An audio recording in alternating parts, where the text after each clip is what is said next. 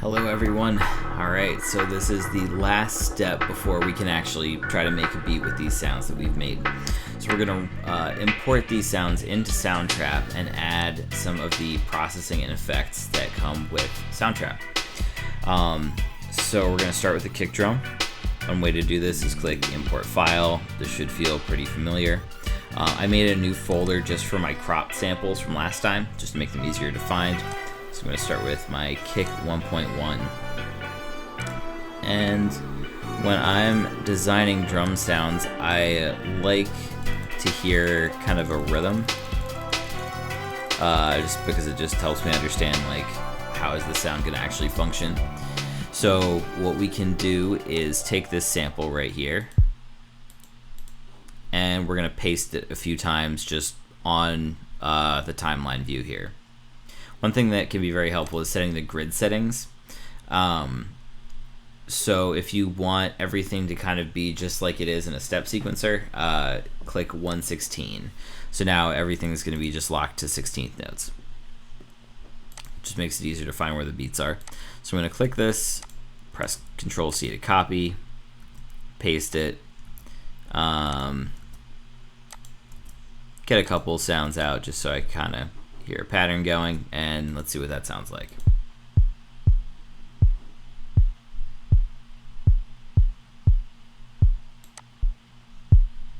Let's turn up the volume a little bit too.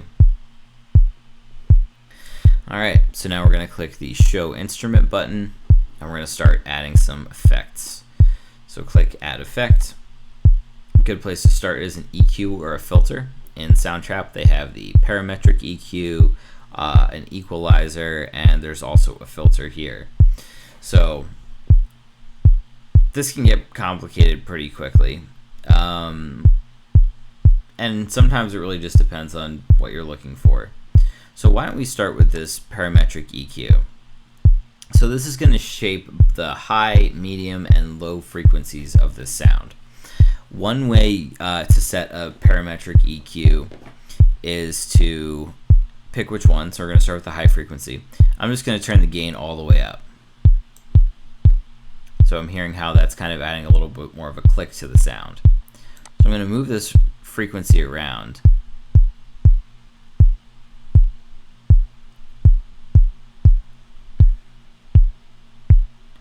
And see if there's an area that I might want to shave off a little bit. So like up here, I'm hearing maybe like a little bit too much of a click. Maybe I want like a little smoother kick. So I'm going to take the gain and bring that down a little bit.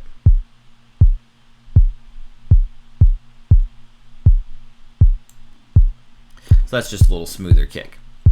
Next, I might try to see what I want to do with the mid frequencies. So I'm going to try turning that up again. So right where it is right now, it's kind of like a hollow sound.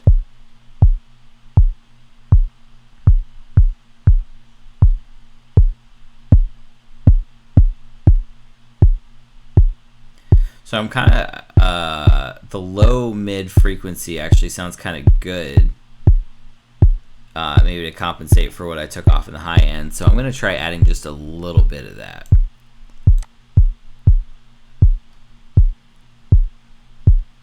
Just give it a little more presence in the mid range.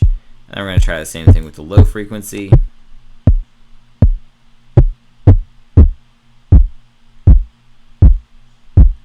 Okay. So I could try adding some really low frequencies here, not so much to make it clip, but just a little bit. So now I've kind of shaped my kick a little bit. If I turn this off,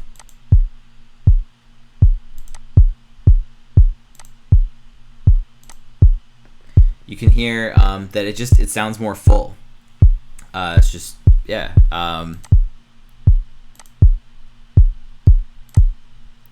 So it almost sounds like slightly lower in pitch also, but more importantly, it just sounds more full, and you want a kick to sound full.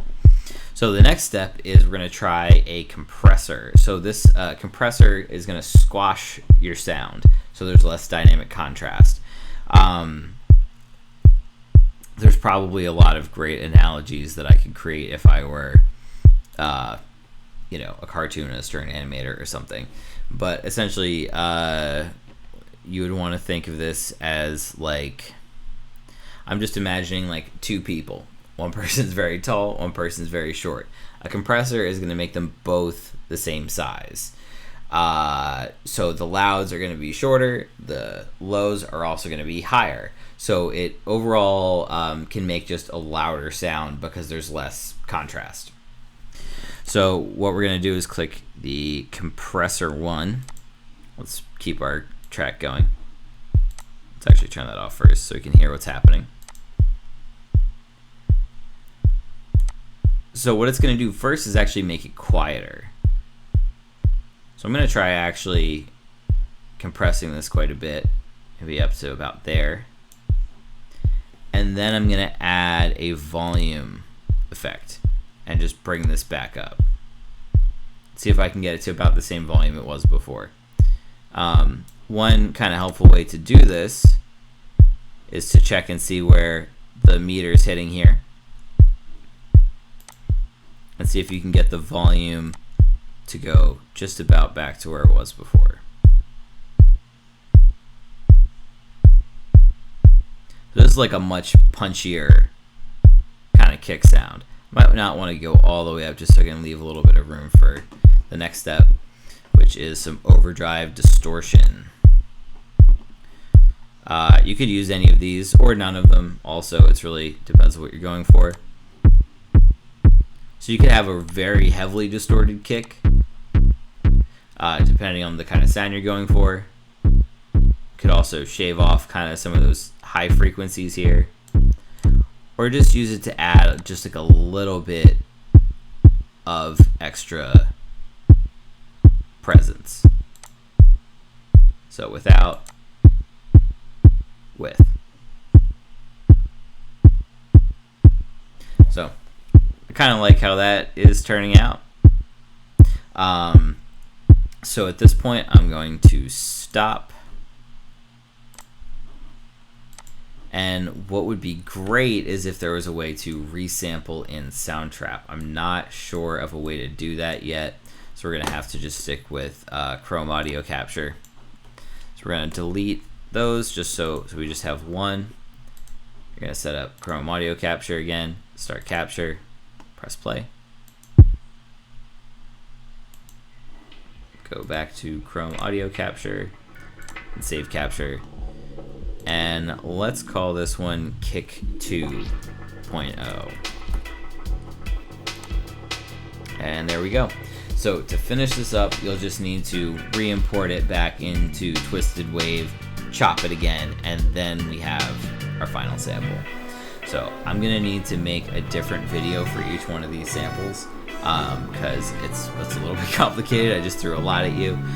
Just to recap though, the three tools that we used were EQ filter to just adjust the levels of the frequencies. We used a compressor to kind of squash the sound, and then added a volume knob to make that sound really big, really punchy, and then added just a little bit of overdrive distortion to add some what we consider like saturation, just to bring it up in the mix again. All of this is completely preference. You might not want to use overdrive at all. If you want to use maybe more of like just like a low smooth kick, definitely take that out. But the other steps, you can follow. So I think that's it. Next video, I'm going to show you how to do the same thing for the 808.